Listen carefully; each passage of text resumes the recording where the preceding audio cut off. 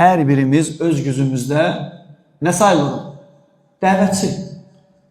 Məsələn, bu ayə Allah Teala deyir, "Ud'u ilə səbil rabbik bil hikməti vəl məv'izatil həsənə" el-ayə. Rəbbinin yoluna dəvət apar. Bu ayə tək Muhammed sallallahu əleyhi və səlləm aiddir? Yox. Ümmətə də aiddir. Ümmətin içində tək alimlərə aiddir? Xeyr. Sonra tək elm tələbələrinə aiddir? Xeyr.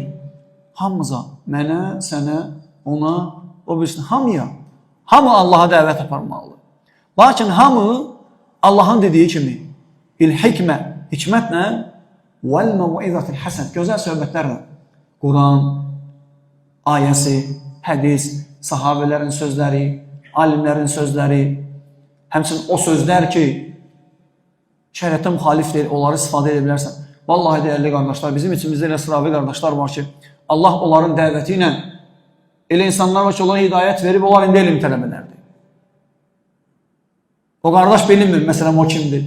Onun dəvəti ilə Allah Teala ümmətə elm tələbəsi çıxardı.